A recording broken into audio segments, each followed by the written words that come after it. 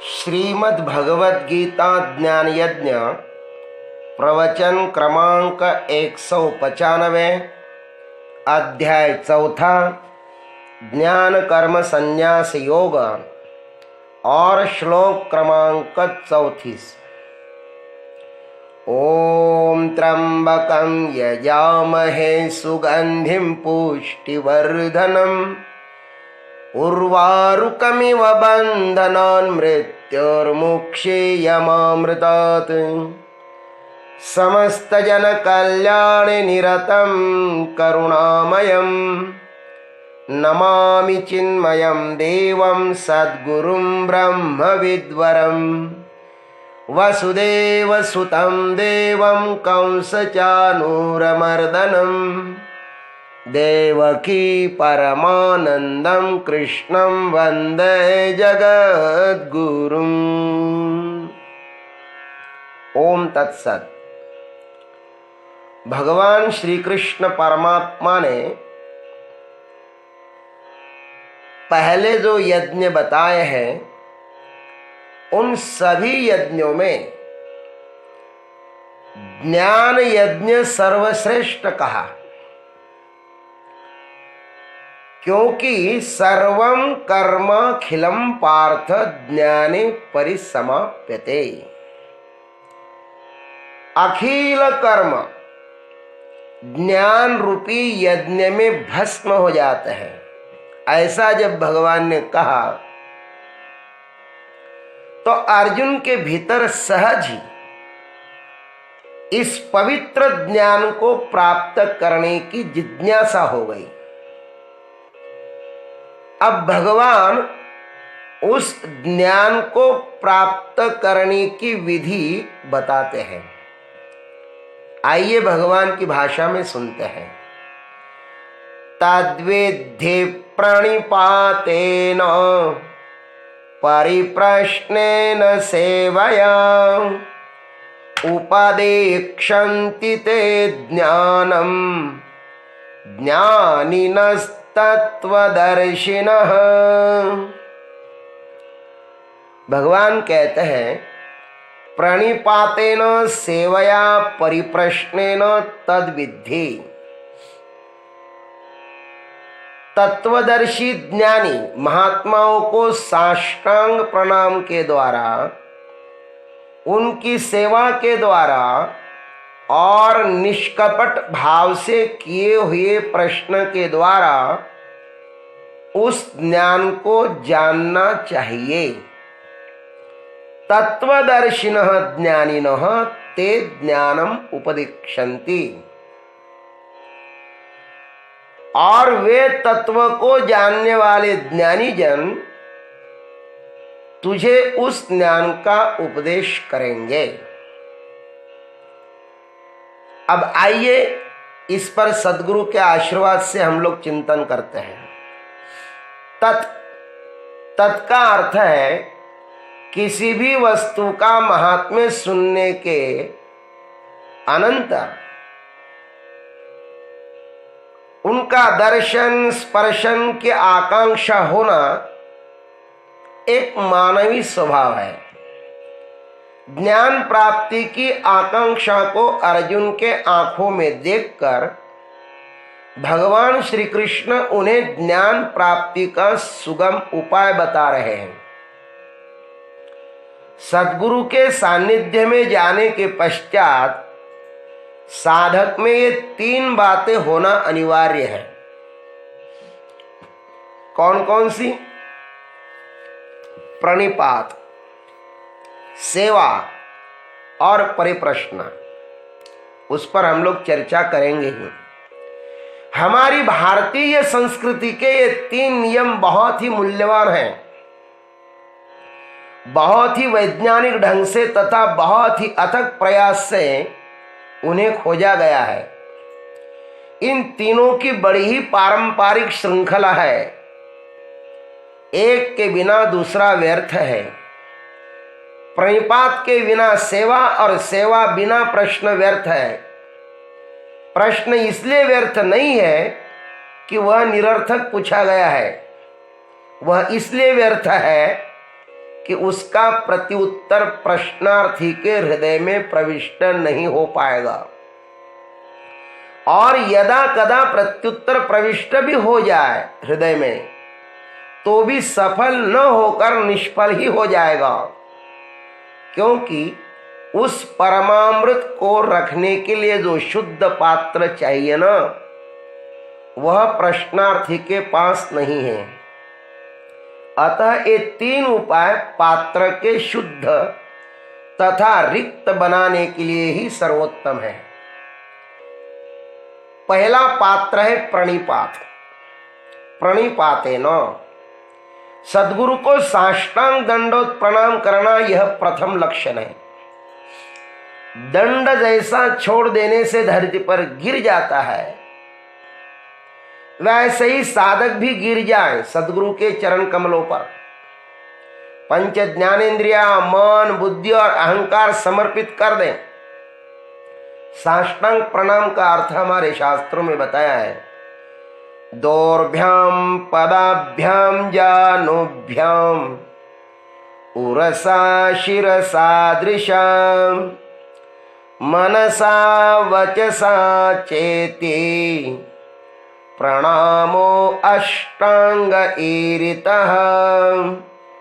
हाथों से, चरणों से, घुटनों से, वक्षस्थल से, सिर से, नेत्रों से, मन से और वाणी से, इन 8 अंगों से किया गया प्रणाम साष्टांग प्रणाम कहलाया जाता है।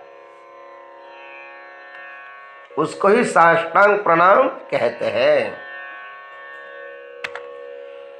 समर्पण जिज्ञासु की संपत्ति है। साधक में जितनी अधिक समर्पण की मात्रा होती है, वह उतना ही प्रभु प्राप्ति के लिए योग्य होता है। अहंकार के कारण ही मनुष्य परमात्मा से दूर है। बौद्धिक ज्ञान, धन, पद का अभिमान जब हृदय में होता है ना, तब ज्ञान के सब द्वार अपने आप बंद हो जाते हैं। मनुष्य अपनी ही धुंध में मस्त रहता है और अपने सार्थक जीवन को निरर्थक में खो देता है। प्रणिपात माने समर्पण के बिना भी कुछ लोग प्रश्न पूछते हैं महाराज, किंतु वे प्रश्न जो है ना, प्राय उनके नहीं होते। या तो वे प्रश्न पूछकर यह जानना चाहते कि हम भी बहुत कुछ जानते हैं। उनका सिर्फ प्रश्न ही पूछना है, आप उत्तर दे भी तो वे शायद ही उसे सुन पाए। अधिकतर वे उत्तर भी अपने पास ही रखते हैं। प्रणिपात यह बताता है कि भीतर जिज्ञासा है, जानने की चाह है, हृदय खाली है, अब भरना चाहता है। इन अष्टांगों ने अब तक अशांति, पीड़ा, दुख दिया, बहुत कुछ उनसे भोगा, किंतु इन अंगों से अब तक मिला कुछ भी नहीं है। मेरे लिए जो निरर्थक हुए हैं, अब सद्गुरु के श्री चरणों पर उनको मैं समर्पित कर इन अष्टांगों को मैं सार्थक बनाऊं। मैंने उनको बहुत कुछ भरने का प्रयत्न किया, किंतु वे सदा ही खाली ही रह गए, अतृप्त ही रह गए। अब मैं असफल हुआ हूं। सद्गुरु के चरणों पर मेरा सब कुछ ममत्व समर्पित कर देता हूं। इस प्रकार का समर्पण ही मनुष्य को रिक्त बना देता है।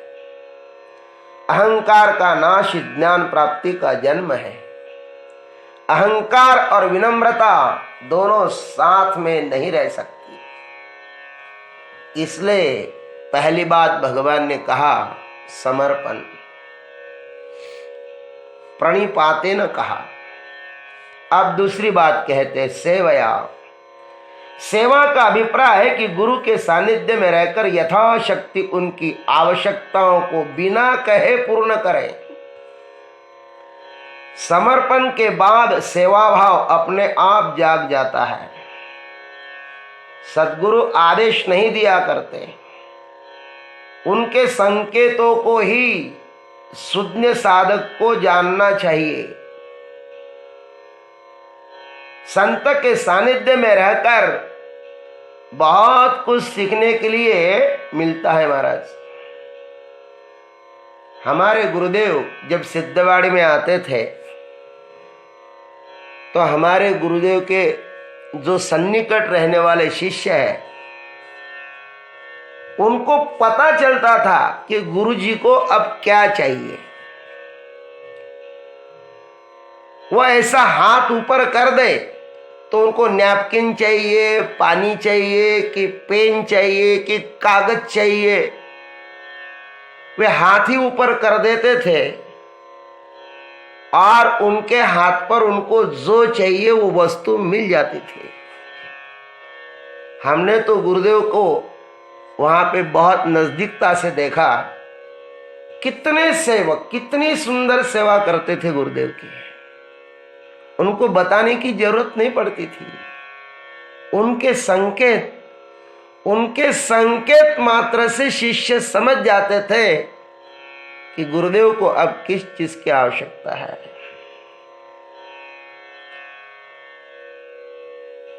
हाँ महाराज, संत के सानिध्य में रहकर बहुत कुछ सीखने के लिए मिलता है। गुरुदेव का चलना, गुरुदेव का उठना, गुरुदेव का बैठना, गुरुदेव की भाषा, उनकी बॉडी लैंग्वेज, उनका शरीर का सब कुछ शिष्य को देखने के लिए मिलता है, सीखने के लिए मिलता है। वे जो भी बताते हैं उसे सहर्ष स्वीकार कर तुरंत अपने आचरण में ले आना ही बड़ी सेवा है।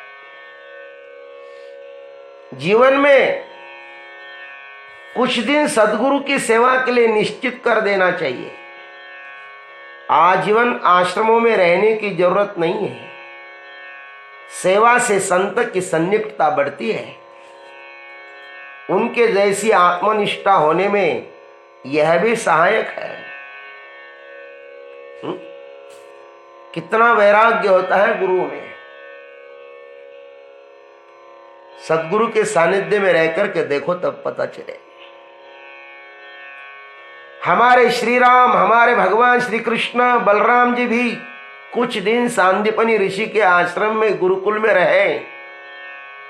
गीता का प्रवचन करते समय शायद उनको वे दिन भी स्मरण हो रहे हो।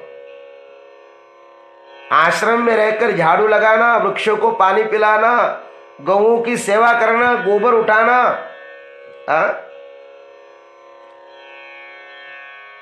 आश्रम में जो भी काम हो सो करना। हम जब ऋषिकेश में रहते थे ना, तो हमारे प्रिय स्वामी जी रामदेव पाठी जी महाराज, उनसे तो हम इतना सीखे। आश्रम में झाड़ू लगाना, वो तो पता नहीं कपड़े कितने स्वच्छ धोते थे, बर्तन कैसे मांजते थे।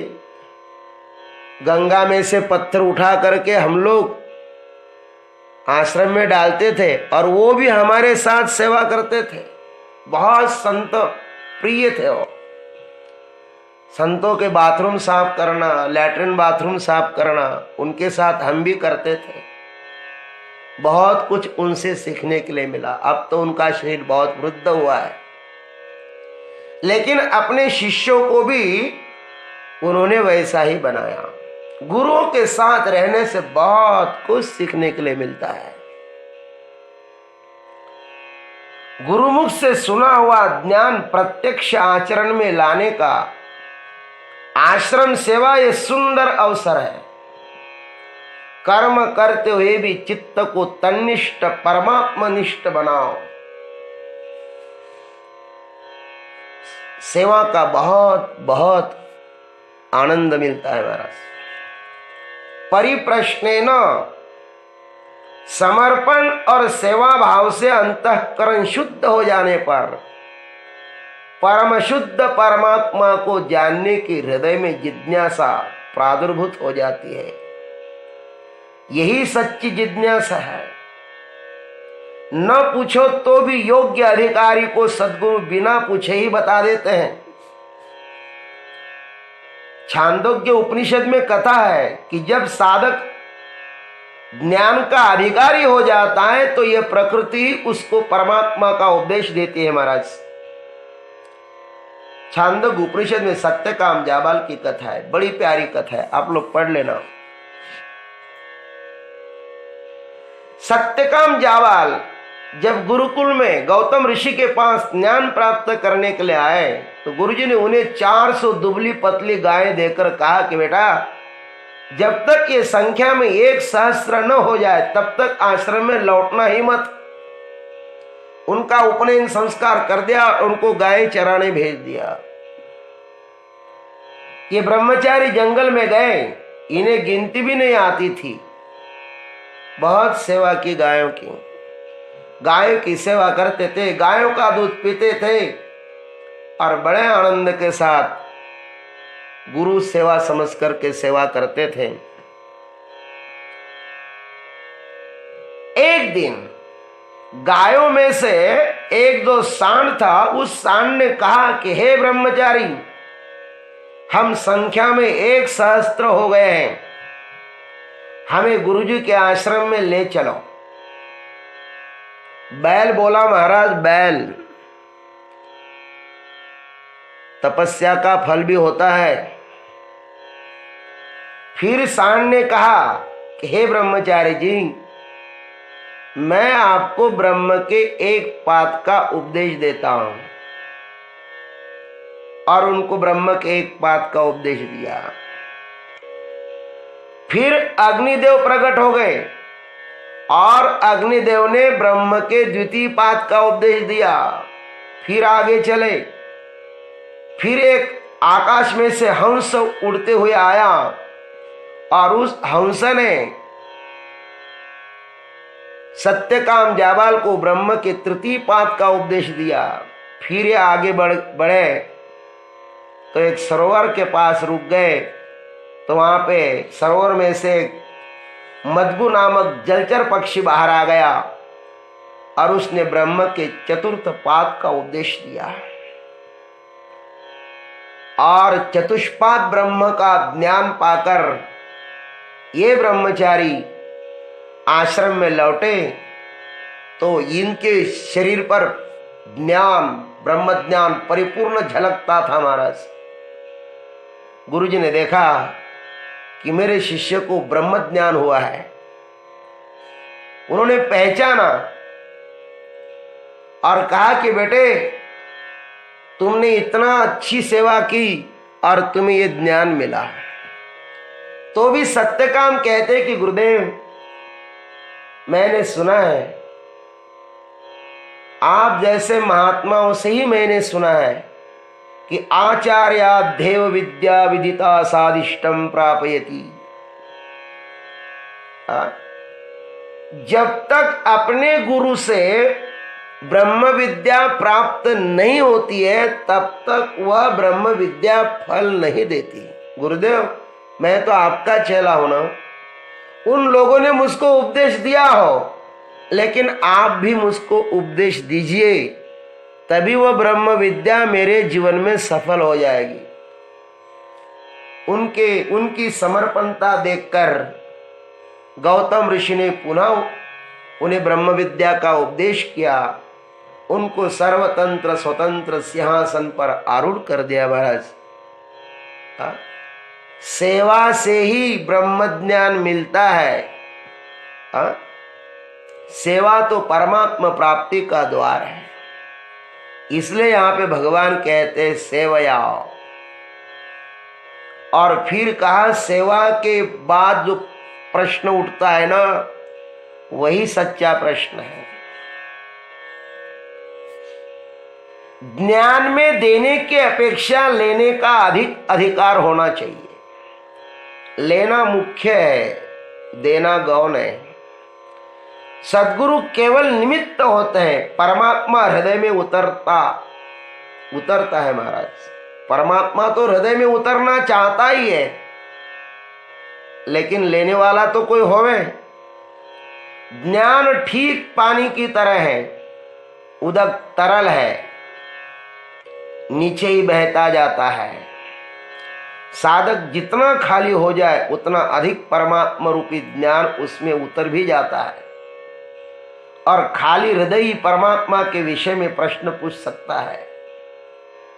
यही साधक सद्गुरु के सानिध्य तथा अवसरों को पाकर आत्म जिज्ञासा करता है। इस प्रकार के योग्य जिज्ञासु शिष्य को पाकर सद्गुरु भी प्रसन्न होकर अपना सर्वस्व उसे समर्पित कर देते हैं। तत्वदर्शिनः ज्ञानिनः, सद्गुरु के विषय में ये दो शब्द आए हैं। जिसको आत्मा की अपरोक्षानुभूति हुई है तथा जो प्रस्थान त्रयादि शास्त्रों को अच्छी तरह जानते हैं, ये दो बातें कहा है। शास्त्रों को जाने बिना भी परमात्मा का साक्षात्कार हो सकता है। बहुत सारे संत हैं जो गुरुकुल तो नहीं गए, किंतु वेदों का अर्थ जो परमात्मा है वह उनके संकीर्तन में उनके साथ नृत्य करता है। संत सूरदास के भजन सुनता है परमात्मा, मीरा के साथ नाचता है परमात्मा, नामदेव के साथ कीर्तन करता है परमात्मा। नामदेव कीर्तन करी पुड़े देव नाच पांडुरंग, तुकबा के साथ भजन करता है परमात्मा, चोखोबा के साथ गौओं को चराता है परमात्मा। धन्य है संत जिनके घर में परमात्मा पारिवारिक सदस्य बनकर रहता है। श्रीनाथ सदनी माधव जी सर्व कामे करितो, स्वकरे चंदन घासी गंगे चे पानी कावड़ी न भरतो। 12 साल तक शांति ब्रह्मनाथ बाबा के घर में भगवान ने श्रीखंडा नाम का गोप बनकर के सेवा की। श्रद्धा, समर्पण, सेवा, ध्यान आदि से संपन्न जीवात्मा को प्रभु का साक्षात्कार हो जाता है। रामकृष्ण अपनी मां काली को रोज भोजन कराते थे, भाव समाधि में डूब जाते थे।